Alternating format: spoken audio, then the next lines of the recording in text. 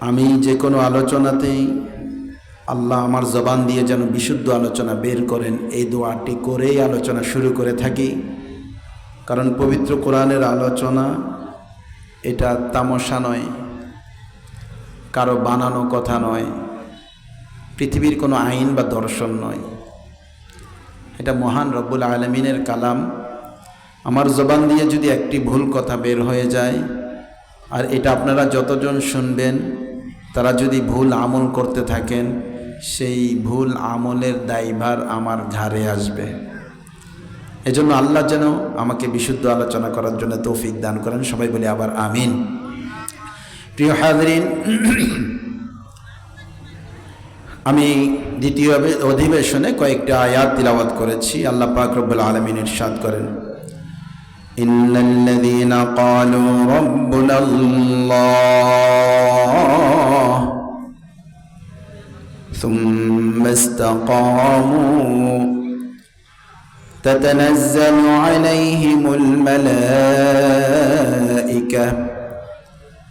আল্লা তাখাফু ওয়া লা তাহজানু وأبشروا بالجنة التي كنتم توعدون نحن أولياؤكم في الحياة الدنيا وفي الآخرة ولكم فيها ما تشتهي أنفسكم ولكم فيها ما تدعون نزلا من غفور رحيم। সূরাতুল মুমিনুনের প্রথম 11টি আয়াতে আল্লাহ পাক আমাদেরকে ডেকে ডেকে বলছেন, কদ আফলাহাল মুমিনুন, হে দুনিয়ার মানব সম্প্রদায়, তোমরা কি কেউ তোমাদের জীবনের সফলতা চাও? তোমরা কি কেউ কামিয়াব হতে চাও? তোমাদের ইহকালীন কল্যাণ, পরকালীন মঙ্গল অর্জন করতে চাও? তবে তোমরা সফলতা অর্জন করার জন্যে আসো তোমরা ঈমানের পথে। আল্লাহ আমাদেরকে ঈমানের পথে কি করেছেন? আহ্বান করেছেন। এবং ঈমানের পথে যারা সাড়া দিবে তাদের জন্য আল্লাহ 6টি কর্মসূচি বর্ণনা করেছেন। 1 নম্বর হলো যারা 5 ওয়াক্ত নামাজ আল্লাহকে ভয় করে বিনয়ের সাথে যথাযথ সময়ে আদায় করবে। 2 নম্বর হলো যারা অনর্থক কাজ ছেড়ে দিবে, অনর্থক কথা ছেড়ে দিবে, গুনার কাজকে ভয় করবে, গুনার কাজ করবে না, পাপের ধারে দিয়েও যাবে না। 3 নম্বর হলো যারা নিজেদের অপবিত্র আত্মাকে পবিত্র করবে, অন্তরকে পরিশুদ্ধ করবে, নফসকে সংশোধন করে নেবে, যাকাত প্রদান করবে। 4 নম্বর হলো যারা নিজেদের যৌবনকে সংরক্ষণ করবে, লজ্জাস্থানকে হেফাজত করবে, কোনো জেনা ব্যভিচারের কাছেও যাবে না। 5 নম্বর হলো যারা আমানত রক্ষা করবে। 6 নম্বর হলো যারা অঙ্গীকার পূরণ করবে, ওয়াদা রক্ষা করবে। এই 6টা কর্মসূচি যারা পালন করবে, আল্লাহ বলেন উলাইকা হুমুল ওয়ারিসুন, তারা হলো জান্নাতের উত্তরাধিকারী, সূত্রে তারা জান্নাত লাভ করবে। সুবহানাল্লাহ। আবার এখন যে আয়াতগুলো তিলাওয়াত করেছি সে আয়াতে আল্লাহ একটি শর্তের বিনিময়ে মানুষের সফলতার প্রতি আহ্বান করেছেন। কয়টি শর্ত? একটি। মাগরিবের পরের আলোচনাতে আল্লাহ ঈমানের সাথে 6টি কর্মসূচি দিয়েছেন, আর এই আয়াতে আল্লাহ মাত্র একটি শর্ত দিয়েছেন। এই শর্তের ভিত্তিতে আল্লাহ তাআলা মানব জাতির সফলতার ওয়াদা করেছেন। সেই শর্তটি কি দেখুন, আল্লাহ বলেন ইন্নাল্লাযীনা ক্বালু রাব্বুনাল্লাহ, নিশ্চয় যারা বলে আমাদের রব আল্লাহ। বলেন তো আমাদের রব কে? আমরা স্বীকার করি তো? দেখেন, আল্লাহকে রব বলা এটা কিন্তু মূল, আমাকে আপনাকে সৃষ্টির আল্লাহর মূল রহস্য এবং মূল টার্গেট, আমি যেন আল্লাহকে রব বলে স্বীকার করি। এজন্যই দেখুন সারা পৃথিবীতে যত মানুষ ইতিপূর্বে ছিল, বর্তমান পৃথিবীতে আছে, এবং কিয়ামতের আগ পর্যন্ত যত মানুষ আসবে, সকল মানুষের মানুষের দেহকে সৃষ্টি করার আগেই আল্লাহ 1000 বছর আগে রূহ সৃষ্টি করেছেন। রূহের জগতে রূহ সৃষ্টি করার পরে আল্লাহ প্রতিটা মানব আত্মার কাছ থেকে একটা প্রতিশ্রুতি নিয়েছেন। আল্লাহ প্রতিটা রূহকে জিজ্ঞেস করেছেন, আলাস্তু বিরব্বিকুম, আমি কি তোমাদের রব নই? কিসের প্রশ্ন করেছিলেন বলেন তো? রবের প্রশ্ন করেছিলেন। এই আয়াতও আল্লাহ বলেন, ইন্নাল্লাযীনা ক্বালু রাব্বুনাল্লাহ, দুনিয়ার মধ্যে এসে যারা এই কথার স্বীকৃতি দিবে আমাদের রব কে? আল্লাহ। এজন্য রবকে যেন মানুষ স্মরণ করতে পারে এবং রবের কথা যেন মানুষ তার অন্তরে বদ্ধমূল রাখতে পারে, দৈনিক আল্লাহ প্রতিটা মুমিন মুসলমান নারী পুরুষের উপর দৈনিক 5 ওয়াক্ত নামাজ ফরজ করেছেন। কয় ওয়াক্ত নামাজ বলেন তো? 5 ওয়াক্ত নামাজ। এই 5 ওয়াক্ত নামাজে 3টা অবস্থা, কিয়াম দাঁড়ানো অবস্থা, রুকু অবস্থা, সেজদা অবস্থা। সোজা হয়ে দাঁড়াবে, আবার অল্প ঝুঁকবে, পরিপূর্ণ ঝুঁকবে। 3 অবস্থা। কয় অবস্থা? 3 অবস্থায় আল্লাহ রবের প্র্যাকটিস নামাজের মধ্যে দিয়েছেন। দেখেন, আমরা যখন নামাজে দাঁড়িয়ে প্রথম নামাজ শুরু করি, প্রথম কি বলি? আলহামদুলিল্লাহি রাব্বিল আলামিন। কি বলেন? বলি না? সেখানে রব আছে কিনা? আছে। যখন রুকুতে যাই তখন কি বলি? সুবহানা রাব্বিয়াল আযীম। রবের কথা আছে কিনা? যখন সিজদায় যাই কি বলি? সুবহানা রাব্বিয়াল আ'লা। রবের কথা আছে কিনা? এই আয়াতে আল্লাহ বলেন, ইন্নাল্লাযীনা ক্বালু রাব্বুনাল্লাহ, নিশ্চয় যারা বলবে আমার রব আল্লাহ। আমাদের রবকে জোরে বলেন সবাই, আমাদের রবকে, আমাদের রবকে। সুম্মাস্তাকামু, আল্লাহকে রব বলে স্বীকৃতি দিয়ে রবের হুকুম আহকাম বিধিবিধান পালনের মধ্যে যে ব্যক্তি তার জীবনের মধ্যে ধীরপদ থাকবে, মজবুত থাকবে, অটল থাকবে, অনড় থাকবে, আল্লাহর হুকুম পালন করার ক্ষেত্রে মজবুত, তাকে কেউ প্রহার করতে পারে, আল্লাহর হুকুম নষ্ট করবে না। সম্পদ নষ্ট হতে পারে, সে আল্লাহর হুকুম নষ্ট করতে দেবে না। কেউ জুলুম অত্যাচার করতে পারে, কিন্তু আল্লাহর হুকুম নষ্ট করবে না। কষ্ট হতে পারে, আল্লাহর হুকুম নষ্ট করবে না। সর্ব অবস্থায় আল্লাহর হুকুমের উপর ধীরপদ থাকবে। কোন লোভনীয় অফার পেলেও আল্লাহ যেটা নিষেধ করেছেন ছেড়ে দিবে, সেই কাজের ধারেও যাবে না। অনেক স্বার্থ নষ্ট হয়ে যায়, তথাপি আল্লাহর হুকুমকে রক্ষা করবে, স্বার্থ নষ্ট হয়ে যায়। মা নারাজ হতে পারে, আল্লাহকে নারাজ করে না। বাবা অসন্তুষ্ট হতে পারে, আল্লাহকে অসন্তুষ্ট করে না। যার জীবনের প্রতিটা কদমে প্রতিটা পদক্ষেপে আল্লাহর হুকুমকে সামনে রাখে, 5 ওয়াক্ত নামাজের যখন সময় হয়ে যায় সে ছুটে আসে সব কাজ ফেলে রেখে আল্লাহকে সিজদা করার জন্যে। সব মানুষ যখন ঘুমিয়ে পড়ে, ওই ব্যক্তি ভোর রাত্রে ঘুম থেকে উঠে আল্লাহর দরবারে সিজদা অবনত হয়ে হাজির হয়ে যায়। আল্লাহ, সারাটি দিন তুমি আমাকে শক্তি দিয়েছ, বুদ্ধি দিয়েছ। আল্লাহ, এই শক্তি এবং বুদ্ধিকে ব্যয় করে দুনিয়ার কত কাজ করেছি, প্রতিটা কাজে আমার গুনাহ হয়েছে, নাফরমানি হয়েছে। আয় আল্লাহ, এই শেষ রাত্রিতে সব মানুষ ঘুমিয়ে পড়েছে। আয় রব্বে করিম, আরামের বিছানাকে ছেড়ে এখন তোমার দরবারে হাজির হয়ে গিয়েছি। আমি যাবতীয় পাপ থেকে নিজেকে পবিত্র করতে চাই, তুমি আমাকে ক্ষমা করে দাও। ইন্নাল্লাযীনা ক্বালু রাব্বুনাল্লাহ, যারা বলে আমার রব আল্লাহ, সুম্মাস্তাকামু, রবের হুকুম পালন করতে গিয়ে ধীরপদ থাকে, মজবুত থাকে। কোনো শক্তি তাকে আল্লাহর হুকুম থেকে বিচ্যুত করতে পারে না। কোনো কষ্ট তাকে আল্লাহর হুকুম থেকে দূরে সরাতে পারে না। কোনো লোভনীয় অফার আল্লাহর হুকুম থেকে দূরে সরাতে পারে না। আল্লাহর হুকুমের মধ্যে যে ব্যক্তি ধীরপদ থাকবে, তাতানাজ্জালু আলাইহিমুল মালাইকা, আল্লাহ পাক বলেন ওই ব্যক্তি এভাবে যখন রবের হুকুম অনুযায়ী জীবনকে চালালো, জীবনের শেষ মুহূর্তে, জীবনের সায়ান্নে যখন মালাকুল মউত এসে হাজির হয়ে যাবে, পরকালের যাত্রী হিসাবে তাকে দুনিয়া থেকে নিয়ে চলে যাবে, এই মুহূর্তে আল্লাহর পক্ষ থেকে একদল রহমতের ফেরেশতা আসবে জান্নাতের সুসংবাদ নিয়ে। অনেক বন্ধুসুলভ পোশাক পরিধান করে, আকৃতি ধারণ করে তাকে সান্ত্বনা দেওয়ার জন্যে জান্নাতে এর ফুলের তোড়া নিয়ে তার কাছে ফেরেশতারা হাজির হয়ে যাবে, জান্নাতের রুমাল নিয়ে হাজির হবে, জান্নাতের সুগন্ধি নিয়ে হাজির হবে। তাতানাজ্জালু আলাইহিমুল মালাইকা, একদল ফেরেশতা তার কাছে হাজির হয়ে যাবে। হাজির হওয়ার পরে তাকে সান্ত্বনা দিবে, আল্লাহ তাখাফু ওয়ালা তাহজানু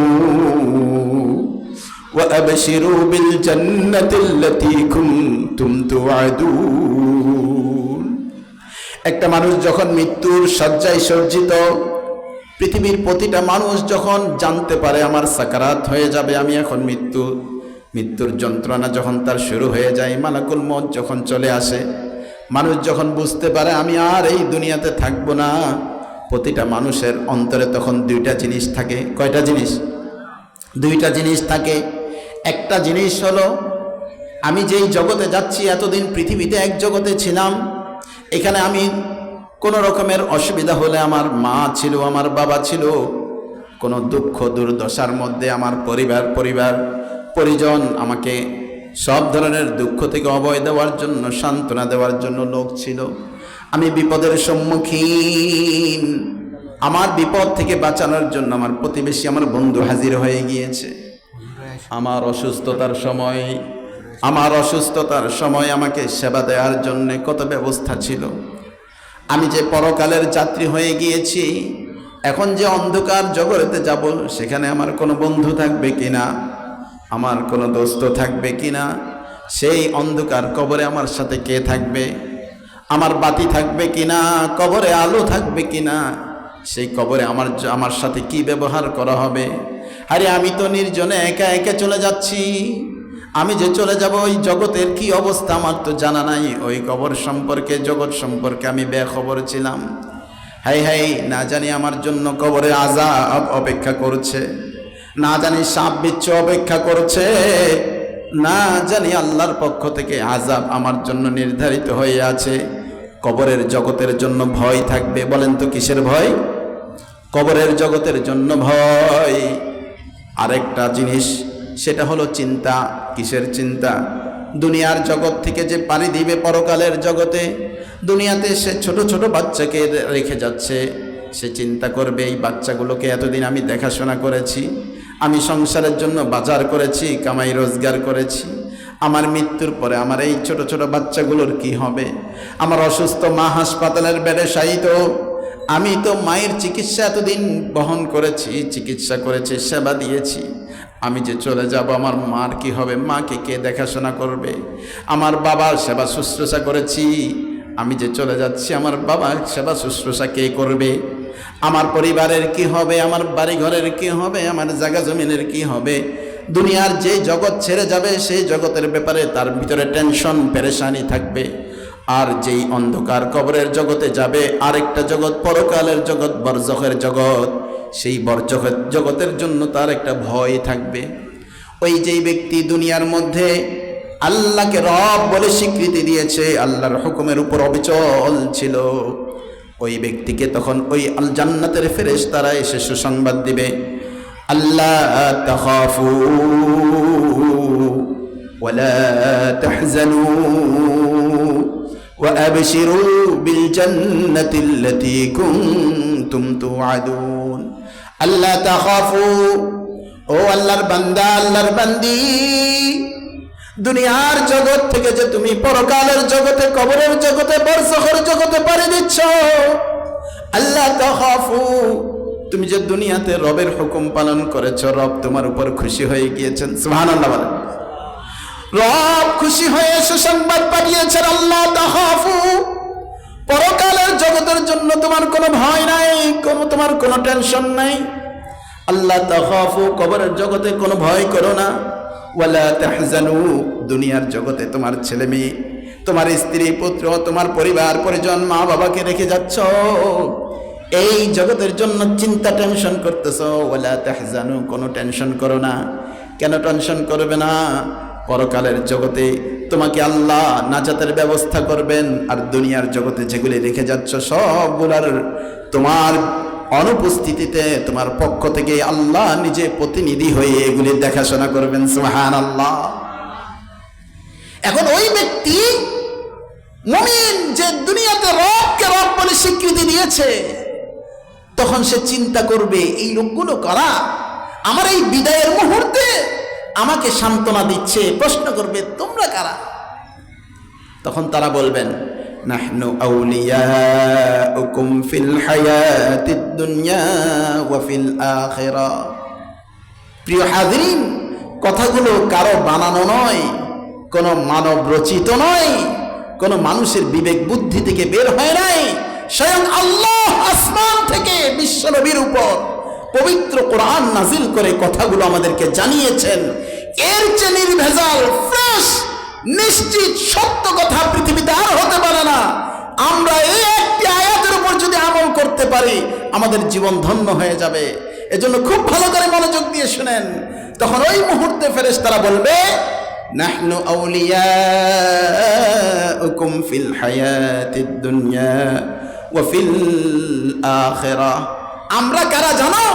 নাহনু আউলিয়াউকুম, আমরা তোমার বন্ধু। সুবহানাল্লাহ বলেন। নাহনু আউলিয়াউকুম ফিল হায়াতিদ দুনিয়া।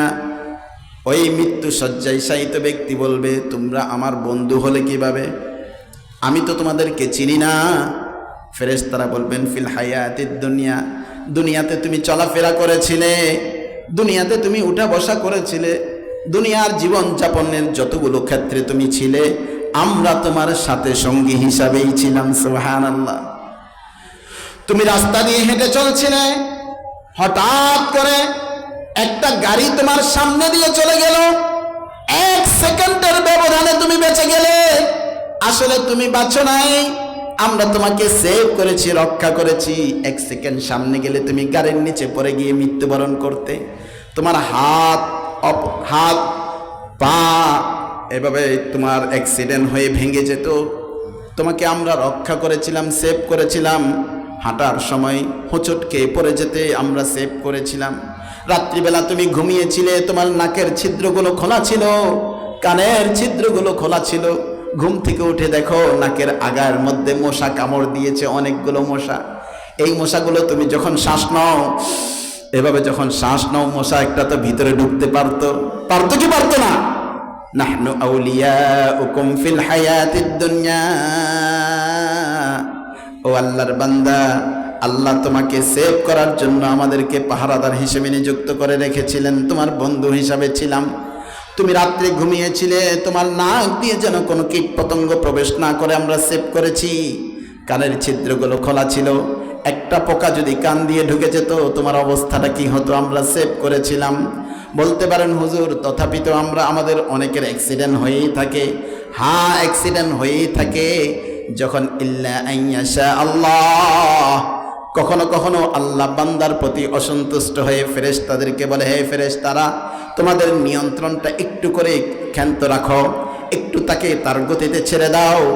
তার গতিতে সে যখন হাঁটতে থাকে, ফেরেশতাদের নিয়ন্ত্রণের বাহিরে গিয়ে 1 সেকেন্ডের মধ্যে সে অ্যাক্সিডেন্ট করে বসে। তখন ফেরেশতারা এই জন্য বলে নাহনু আউলিয়াউকুম ফিল হায়াতিদ দুনিয়া ওয়া ফিল আখিরাহ। হে আল্লাহর বান্দা, আল্লাহর বান্দি, সুসংবাদ গ্রহণ করো। নাহনু আউলিয়াউকুম, আমরা তোমার বন্ধু। ফিল হায়াতিদ দুনিয়া, দুনিয়াতেও তোমার বন্ধু ছিলাম। ওয়া ফিল আখিরাহ, পরকালের জীবনেও তোমার বন্ধু হিসাবে আল্লাহ আমাদেরকে নির্ধারণ করে দিয়েছেন। জোরে বলেন সুবহানাল্লাহ। ওয়ালাকুম ফিহা মা তাশতাহি আনফুসুকুম ওয়ালাকুম ফিহা মা তাদউন। ফেরেশতারা তখন বলেন, হে আল্লাহর বান্দা, আল্লাহর বান্দি, তুমি যেহেতু আল্লাহর হুকুম ছাড়ো নাই, আল্লাহকে রব বলে স্বীকৃতি দিয়েছো, আল্লাহর হুকুম যথাযথভাবে পালন করেছো, আল্লাহ যা আদেশ করেছেন পালন করেছো, যা নিষেধ করেছেন ছেড়ে দিয়েছো, কোনো লোভনীয় রাস্তায় তুমি পড়ো নাই, আল্লাহর হুকুমের নাফরমানি করো নাই, খেলাফ করো নাই, সর্বাবস্থায় আল্লাহর হুকুমকে সামনে রাখার কারণে আল্লাহ তোমার উপর সন্তুষ্ট হয়ে এমন এক জগতে আল্লাহ তাআলা তোমাকে পাড়ি দিবেন। চলো, ওয়ালাকুম ফিহা মা তাশতাহি আনফুসুকুম, এমন এক জগতের দিকে চলো যেই জগতে আল্লাহ তোমার যাবতীয় চাহিদা পূরণ করবেন, সমস্ত স্বপ্নকে পূরণ করবেন, তোমার কোনো স্বপ্ন আর অপূরণ থাকবে না, মনের যত চাহিদা আছে সব চাহিদা আল্লাহ পূরণ করে দিবেন। ওয়ালাকুম ফিহা মা তাদউন, আল্লাহর কাছে যা চাইবা তাই দান করবে। জান্নাতের মধ্যে আর কোনো দুঃখ থাকবে না, আর কোনো পেরেশানি থাকবে না, আর কোনো অস্থিরতা থাকবে না, আর কোনো টেনশন থাকবে না, আর কোনো নিরাপত্তাহীনতায় ভুগতে হবে না, আর কোনো অসুস্থতা হবে না, আর কোনো বিদ্যমানিত আকর্ষণ তোমাকে স্পর্শ করবে না, কোন রকমের অনিষ্টতা তোমাকে স্পর্শ করবে না। সব ধরনের অনিষ্টতা থেকে আল্লাহ তোমাকে রক্ষা করবেন, আল্লাহ তোমাকে সেভ করবেন, তোমার মনের যাবতীয় চাহিদা আল্লাহ পূরণ করবেন। একটাই মাত্র শর্ত, ইন্নাল্লাযীনা ক্বালু রাব্বুনা আল্লাহ, দুনিয়ার মধ্যে তুমি স্বীকৃতি দাও আমার রব আল্লাহ, গোলামি করব আল্লাহ, সুম্মা ইসতাকামু, আল্লাহ যা বলবেন তাই পালন করব, যা নিষেধ করেছেন ছেড়ে দিব, কোরআন যা আদেশ করেছে তাই পালন করব, কোরআন যা নিষেধ করেছেন তাই ছেড়ে দিব। রাজি আছে কিনা? জোরে হাত তুলে আল্লাহকে দেখায় নারে।